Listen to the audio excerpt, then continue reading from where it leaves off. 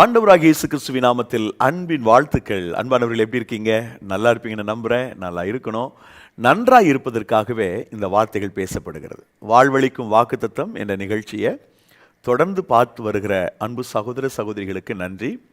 அநேகர் எங்களுக்கு தகவல் தெரிவிக்கிறீர்கள். தொடர்ச்சியாக இந்த நிகழ்ச்சியை பார்க்குறோம். சிலர் தொலைக்காட்சி மூலமாக பார்க்குறீங்க, சிலர் யூடியூப் வழியாக பார்க்குறீங்க. ரொம்ப சொற்ப பேர் முகநூல் பக்கத்தின் வழியாக நீங்கள் பார்க்கலாம். உங்கள் ஒவ்வொருவருக்கும் நான் விசேஷித்த நன்றியினை வாழ்த்துதலை தெரிவிக்கிறேன். கர்த்தர் உங்களை ஆசீர்வதிப்பாராக. என்னுடைய நோக்கம் என்னென்னா, நாம் ஆண்டவர் மேல் இருக்கிற விசுவாசத்திலே வளர்ந்து வேதம் சொல்லுகிற அந்த வாக்குத்தத்தங்களை சுதந்திரிக்க வேண்டும் என்பது தான். எனது அருமை சகோதர சகோதரிகளே, இந்த நாளில் ஆண்டவராகிய இயேசு கிறிஸ்து உங்கள் வாழ்க்கையில் மிகப்பெரிய அற்புதமான அதிசயமான காரியங்களை செய்ய வேண்டும் என்று விரும்புகிறார். நம்முடைய வாழ்க்கையில் அவைகளை பெற்றுக்கொள்வதற்கான தகுதி வந்துவிட்டால் போதும். அதைத்தான் வேதாகமம் சொல்லுகிறது. தேவனுடைய கரத்திலிருந்து நன்மை பெற்றுக்கொள்வதற்கு நம்மை தகுதிப்படுத்துவதும் ஆயத்தப்படுத்துவதுமான பணியைத்தான் பரிசுத்த வேதாகமம் இன்றைக்கும் செய்து வருகிறது. பொதுவாக இன்றைக்கு நான் எதை குறித்து பேசலாம்னு நினைக்கிறேன்னா, கலக்கம். இந்த ட்ரபிள் வர்றதுக்கு நிறைய காரணங்கள் இருக்குது. அதில் ஒரு காரணம், நமக்கு விரோதமாக சில மனிதர்கள் எழும்பும்போது, நமக்கு விரோதமாக சத்துருக்கள் எழும்பும்போது, நமக்கு விரோதமாக துன்மார்க்கர் எழும்பும்போது, எதிரிகள் எழும்பும்போது நம்முடைய மனசில் ஒரு ட்ரபிள் வரும். நம்முடைய மனசில் ஒரு கலக்கம் வரும். அந்த மாதிரி கலக்கம் உங்களுக்கு வரக்கூடாது, நீங்கள் கலங்கக்கூடாதுன்னு கர்த்தர் நினைக்கிறார். அதனால தான் இன்றைக்கு அது சம்பந்தமான ஒரு வாக்குத்தத்தத்தோட நான் உங்கள் நடுவில் வந்திருக்கிறேன். இந்த நிகழ்ச்சியை நீங்கள் பார்க்குறீங்க. ஒருவேளை உங்களுக்கு விரோதமாக சில மனிதர்கள் எழும்பி இருக்கிறாங்களா? வேலை ஸ்தலத்தில் உங்களுக்கு விரோதமாக சில அதிகாரிகள் செயல்படுறாங்களா? இல்லை உங்களோட சேர்ந்து வேலை செய்கிறவங்கனால சில பிரச்சனைகள் இருக்கிறதா? உங்களுடைய சொந்த பந்தத்துக்கு நடுவில் உங்களுடைய வளர்ச்சி பிடிக்காம சிலர் உங்களுக்கு விரோதமாக பேசிகிட்டே இருக்காங்களா? இதுவரைக்கும் உயிருக்கு உயிராக நேசித்த தோழன், நண்பன், தோழி இப்போ உங்களுக்கு எகெயின்ஸ்டாக போயிட்டாங்களா? என்ன நிலையில், என்ன மனிதர்கள், எவ்வகையான மனிதர்கள், எப்படிப்பட்ட மனிதர்கள், எவ்வளவு மனிதர்கள் நமக்கு விரோதமாக வந்தாலும் நம்முடைய இருதயம் கலங்கக்கூடாது. அதுக்காக தான் இந்த செய்தி. இந்த நாளிலும் இந்த பதிவை செய்கிறதுக்கு முன்னாடி எனக்கு ஒரு அன்பு சகோதரி நம்முடைய அலுவலக எண்ணிற்கு ஒரு வாட்ஸ்அப் மெசேஜ் அனுப்பிச்சிருந்தாங்க. என்னுடைய கணவர் வெகு நாளாக வேலை இல்லாமல் இருந்தாங்க பிரதர். நான் தொடர்ந்து என்னுடைய செய்தியை நான் பார்த்துட்டு வரேன், தினந்தோறும் பார்க்குறேன். நான் ஒரு பொருத்தனை செய்தேன், எப்படியாவது என்னுடைய கணவருக்கு வேலை கிடைக்கணும் என்று சொல்லி நான் ஜெபித்தேன் பொருத்தனையோடு. ஆண்டவர் கிருபையாக என்னுடைய கணவருக்கு அந்த வேலையை வாய்க்க செய்தார். உங்களுக்கு நன்றி சொல்வதோடு உங்களுடைய ஊழியத்திற்கு என்னால் முடிந்த உதவிகளை செய்ய வேண்டும் என்று எனக்கு டெக்ஸ்ட் பண்ணியிருந்தாங்க. நான் ஆண்டவருக்கு நன்றி சொல்லி அந்த வாட்ஸ்அப்பில் ஒரு ஜெபத்தை செய்து அனுப்பினேன். பிறகு மீண்டும் ஒரு செய்தியை எனக்கு அனுப்பினார்கள். அதில் வேலை கிடைச்சிருச்சு கணவருக்கு. ஆனால் வேலை ஸ்தலத்தில் இருக்கிறவங்க சீனியர் அந்த எம்ப்ளாயீஸ் கொஞ்சம் டார்ச்சர் பண்ணுறாங்க. ஸோ இந்த குறிப்பை நான் பார்க்கும்போது கொஞ்சம் பாரமாக இருந்தது. ஸோ அந்த அன்பு சகோதரருடைய பெயரை சொல்லி நான் ஜெபிக்க வேண்டும் என்று குறித்து வைத்து கொண்டேன். அது போன்ற எத்தனையோ அலுவலகத்தில் போகும்போது நல்லா பேசுவாங்க, முகத்துக்கு முகம் பார்க்கும்போது நல்லா விஷ் பண்ணுவாங்க, பிரைஸ் லார்ட் சொல்லுவாங்க, ஏன் தேவ பிள்ளைகள் கூட நல்ல வணக்கம்லாம் சொல்லுவாங்க, ஸ்தோத்திரம் பண்ணுவாங்க.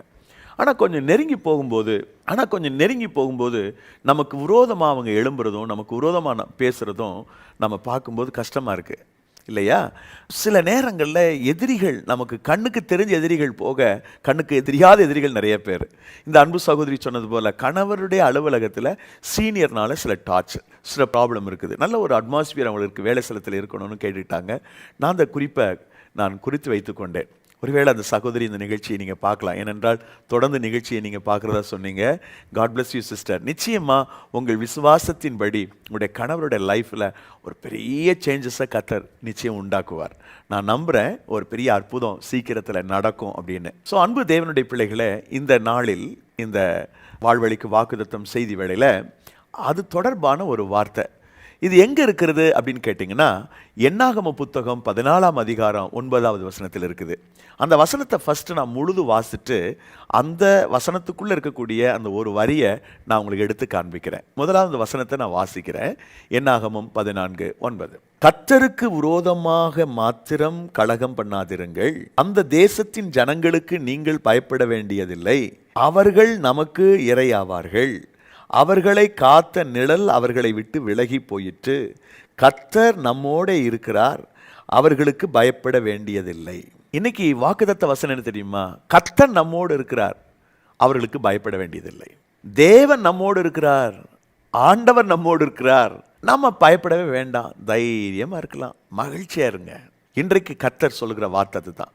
உங்களோட கர்த்தர் இருக்கிறார் பிரதர் சிஸ்டர், அன்பு தாயே தகப்பனே, உங்களோட ஆண்டவர் இருக்கிறார். அப்படி பிரசன்னம் உங்களுக்கு இருக்கிறது, அவர் உங்களோடு இருக்கிறார். தேவன் நம்மோடு கூட இருக்கிறார் என்பதை நாம் உணர்ந்து கொள்வோம். தேவனுடைய உதவி நமக்கு கிட்டட்டும், தேவனுடைய உதவி நமக்கு கிடைக்கட்டும். அவர் நம்மோடு கூட இருக்கிறார் என்பதை உணரும் போதே நமக்குள்ள ஒரு பெரிய தைரியம் வரும். அவர் நம்மோடு இருக்கிறார், நீங்க ஏன் பயப்படணும், நீங்க ஏன் கலங்கணும், நீங்க ஏன் அச்சத்தோட வாழணும்? தைரியமா இருங்க. வர்றது வரட்டும் பிரதர், வர்றது வரட்டும் சிஸ்டர், எதை பற்றி கவலைப்படாதீங்க, மனசை தைரியமாக வச்சுக்கோங்க.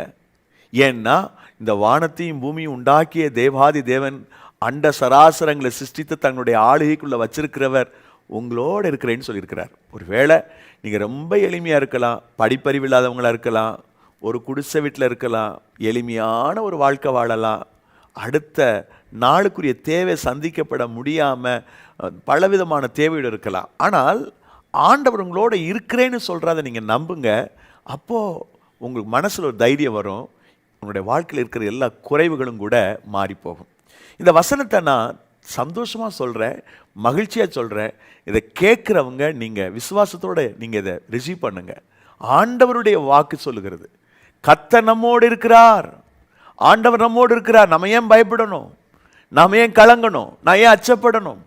கர்த்தர் நம்மோடு இருக்கிறேன்னு சொல்லியிருக்கிறார்.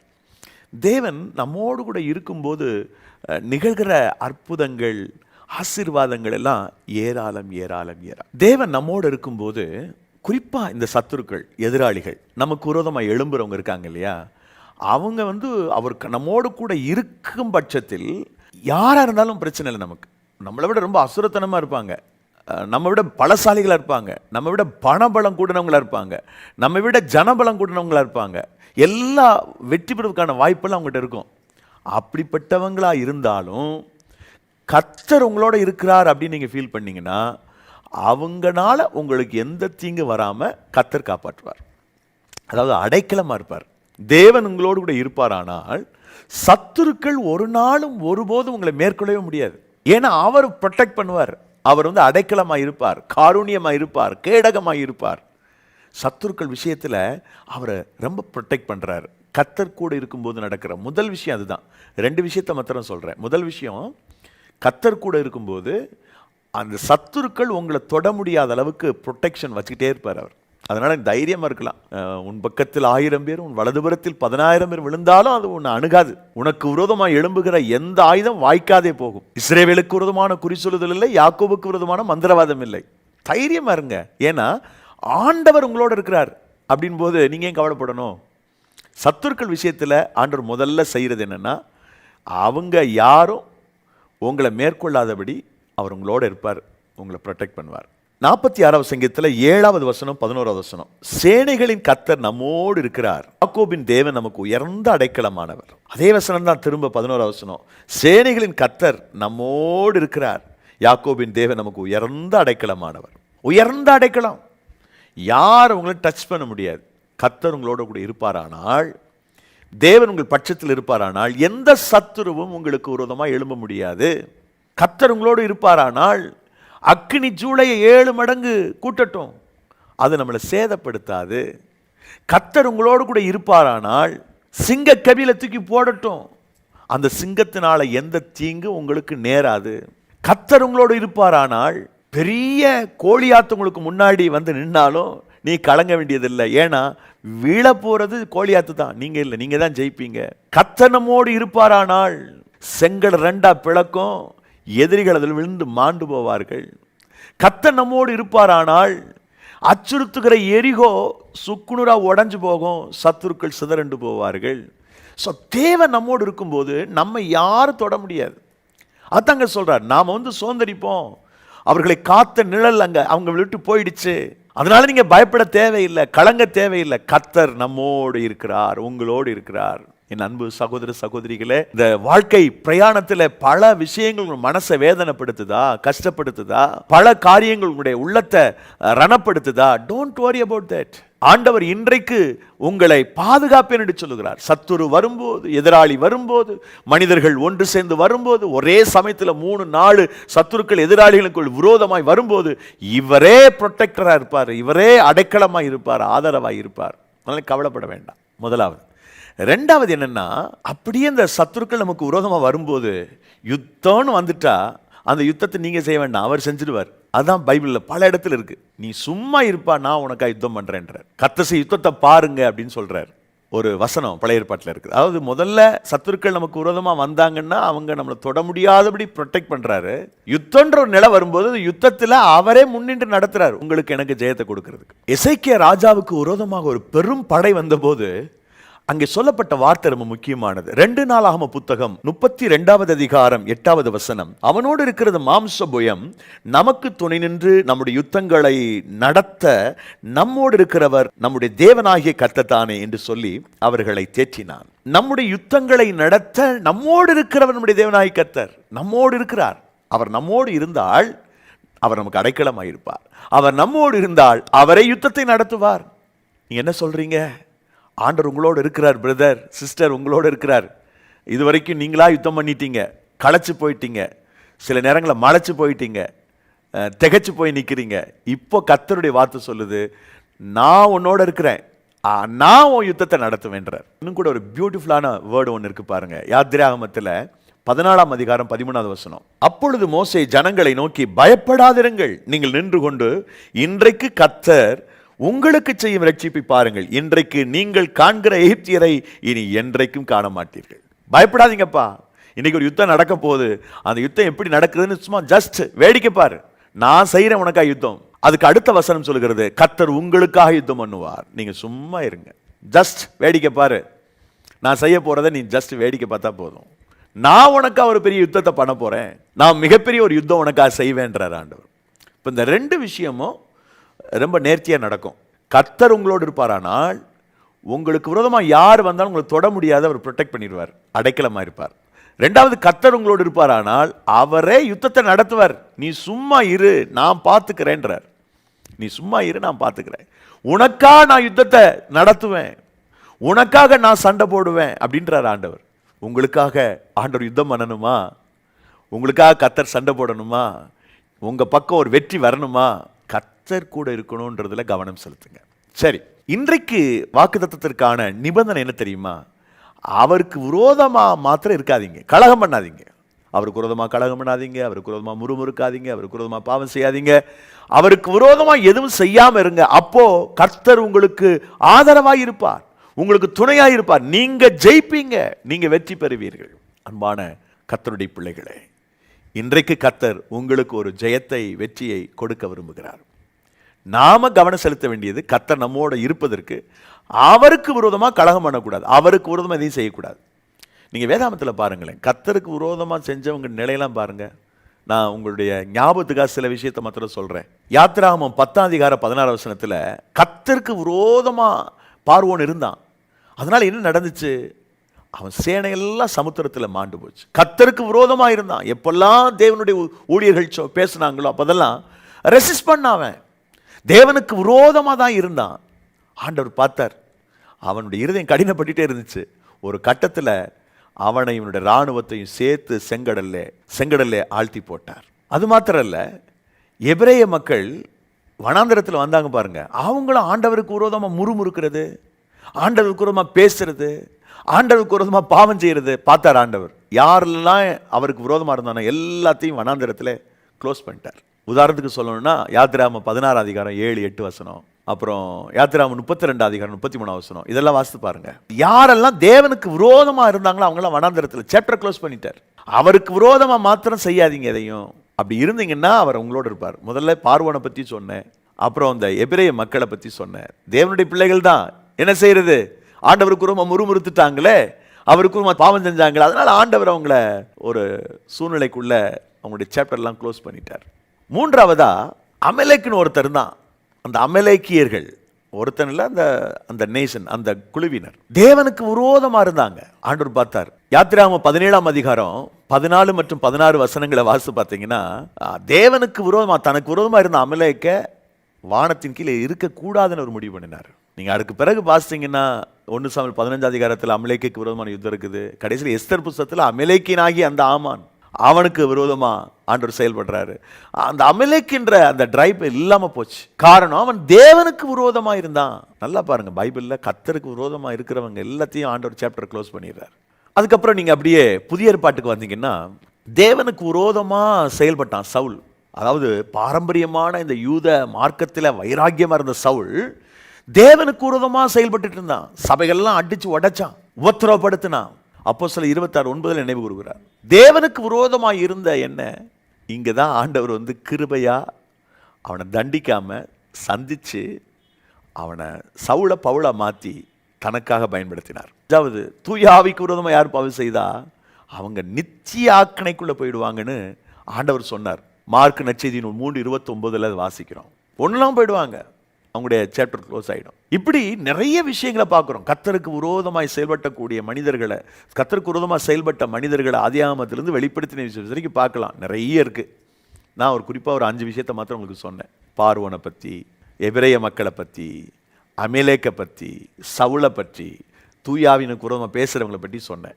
இது இல்லாமல் ஏகப்பட்ட குறிப்புகள் அங்கும் இங்குமா இருக்குது. எல்லாத்தையும் பார்க்க எனக்கு நேரம் இல்லை. ஆக தேவன் உங்களோடு இருக்கணும் அப்படின்னு சொன்னால், உங்கள் பட்சத்தில் இருக்கணும்னா, உங்களுக்கு உதவி செய்யணும்னா, தயவு செய்து அவருக்கு விரோதமாக எதுவும் செய்யாதீங்க, கலகம் பண்ணாதீங்க. இந்த விஷயத்தை நான் சொல்லும்போது 2 காரியத்தை ஞாபகத்தில் வச்சுக்கணும். ஒன்று, ரொம்ப கவனமாக எப்போதுமே தேவனுக்கு விரோதமாக தவறு செய்யாமல் இருக்கிறதுக்கு நம்மளை காத்துக்கணும். நம்பர் 1. 2வது, சப்போஸ் ஆண்டவருக்கு விரோதமாக ஏதோ தப்பு பண்ணிட்டீங்கன்னு வச்சுக்கோங்களேன், அதை உணர்ந்து டக்குன்னு எழும்புறதுக்கு முயற்சி பண்ணணும். இந்த 2 நீங்கள் செஞ்சிட்டிங்கன்னா கர்த்தர் உங்களோட இருப்பார். நல்லா ஞாபகம் வச்சுக்கோங்க. 1, இயல்பாகவே நீங்கள் தேவனுக்கு விரோதமாக எந்த ஒரு காரியத்தை செய்யாமல் உங்களை கவனமாக வச்சுக்கோங்க. சில சந்தர்ப்ப சூழ்நிலையில் தேவனுக்கு விரோதமாக ஏதாவது காரியத்தை செஞ்சுருப்பாங்க. அவங்க தாமதம் இல்லாமல் அது தப்புன்னு உணர்ந்து எழும்பிடணும். இந்த 2ஐயும் நீங்கள் கவனம் வச்சுக்கணும்.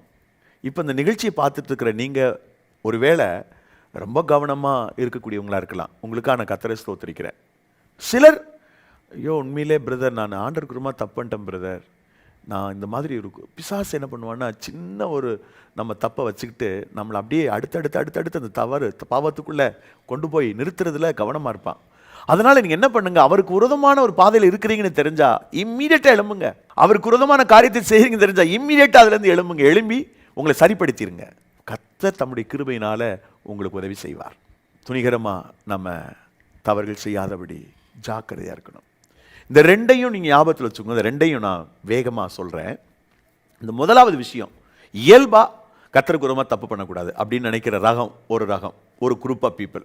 இதுக்கு உதாரணமாக யாரை சொல்லணும்னா யோசேப்பை சொல்லலாம். 39:9 ஆதியாகமத்தை வாசித்து பார்த்தீங்கன்னா, தேவனுக்கு விரோதமாக இத்தனை பெரிய பொல்லாங்குக்கு உடன்படுவது எப்படி அப்படின்னு கேட்டான். கர்த்தர் ஏன் யோசேப்போட இருந்தார்? நீங்கள் 39வது ஆதியாகமத்தை வாசித்து பார்த்தீங்கன்னா 2வது வசனம், 3வது வசனம், அப்புறம் 23வது வசனத்தில் பாருங்களேன். கர்த்தர் அவனோடு இருந்தார். God was with him. தேவன் அவனோடு இருந்தார். அவனோட கர்த்தர் இருந்ததுனால பெரிய ஒரு ஆசீர்வாதம் பாருங்க. அவனுக்கு தேவன் அவனோடு கூட இருந்தார், அவனுக்கு துணையாக இருந்தார், அவனுக்கு ஆதரவாக இருந்தார். ஏன் அப்படின்னா, அவன் கர்த்தருக்கு விரோதமாக நான் தப்பு பண்ணக்கூடாதுல கவனமாக இருந்தான்.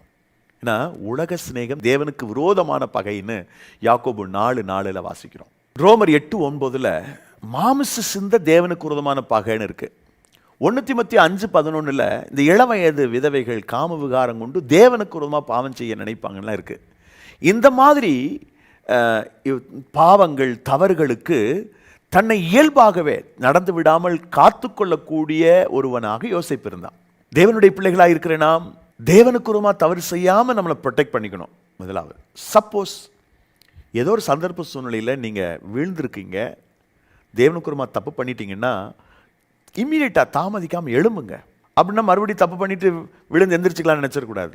நீங்கள் இப்போ ஒரு வேளை ஃபீல் பண்ணிங்கன்னா, உணர்ந்தீங்கன்னா, தெரியாமல் அது நடந்துருச்சு ஆண்டவரே, என் குற்றங்களை மன்னியும், என் தப்பை மன்னியும், எனக்கு உதவி செய்யணும்னு சொல்லுங்கள். அவர் உதவி செய்வார். மறுபடியும் உங்களை சுத்தமுள்ளவர்களாய் காத்துக்கொள்வதற்கு முயற்சி செய்யுங்கள். பிசாசு மிகப்பெரிய தந்திரவாதி. ஒரு சின்ன தப்பு நம்ம லைஃப்பில் அவன் கண்டுபிடிச்சு அதை டெவலப் பண்ணுறதுக்கு முயற்சி பண்ணிகிட்டே இருப்பான். சரி, இதுக்கு உதாரணம் இருக்கா அப்படின்னு கேட்டால் இளையகுமாரனை பற்றி சொல்லலாம். அந்த இளையகுமார் என்ன பண்ணுறான், அப்பாட்ட இருந்து சொத்தெல்லாம் பிரிச்சுட்டு போய் தூரம் எடுத்துகிட்டு போயிட்டு அதை எல்லாத்தையும் துன்மார்க்கமாக செலவு பண்ணுறான். எல்லாம் குறைஞ்சு போனோடனே ஃப்ரெண்ட்ஸ் அவனை விட்டு போயிடுறாங்க. இப்போ ஒரு குடியானவனுடைய வீட்டில் வேலைக்கு போகிறான். அங்கே பன்றிகளுக்கு போடக்கூடிய உணவு கூட அவனுக்கு கிடைக்கல.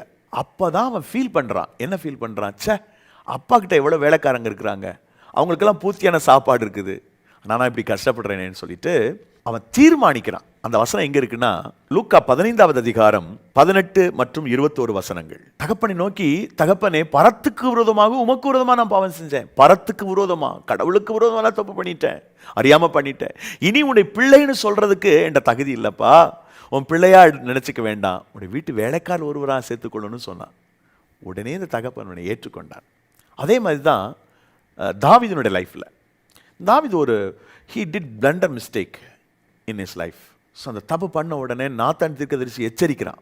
நாத்தான் தீர்க்கதரிசி எச்சரித்த உடனே இந்த தாவீது உள்ளம் வாதிக்கப்பட்டு அழுது மன்றாடுற ஜெபம் சங்கீதம் 51. அதாவது 2 சாமுவேல் புத்தகம் 11வது அதிகாரம் 12வது அதிகாரத்தை நீங்கள் வாசிக்கும்போது அதில் மனம் திரும்பி உள்ளம் உடைந்து தன்னை சரிப்படுத்தி கொள்வதற்காக தாவீது செய்த ஜெபம் தான் 51வது சங்கீதத்தில் இருக்குது. இந்த 51வது சங்கீதத்தில் 4வது வசனம் என்ன சொல்லுதுன்னா, தேவரீர் ஒருவருக்கே விரோதமா நான் பாவம் செஞ்சேன், என்னை மன்னிச்சிருங்கப்பான்றவன் ஒரு நீண்ட ஒரு பிரேயர் பாவ அறிக்கை செய்து ஜெபிக்கிறான். தேவரீர் ஒருவருக்கே விரோதமாக நான் தப்பு பண்ணிட்டேன், forgive me Lord, எனக்கு உதவி செய்யுங்க, நான் தப்பு பண்ணிட்டேன்னு எனக்கு தயவு பாராட்டுங்கன்னு சொல்லி அவன் ஜெபிக்கிறத நம்ம பார்க்குறோம். டியர் பிரதர் அண்ட் சிஸ்டர், தாயே தகப்பனே, நண்பா, தம்பி தங்கச்சி, கர்த்தர் உங்களோடு இருக்கணும்னு நீங்கள் நினைக்கிறீங்களா? உங்களுக்கு ஒரு சத்துருக்கள் எழும்பும்போது நீங்கள் ப்ரொடெக்ட் பண்ணப்படணும் விரும்புகிறீங்களா?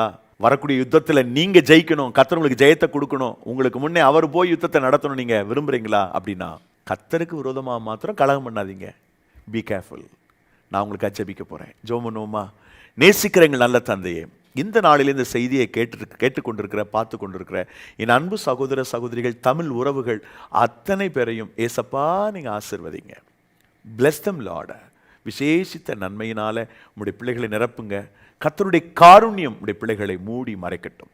தேவனுடைய ஆசீர்வாதத்தை ஆண்டவரே உடைய பிள்ளைகள் நாங்கள் உணர்ந்தோம் என்று சொல்லத்தக்கதாக ஒரு அற்புதம் செய்யுங்க, உயர்த்துங்க.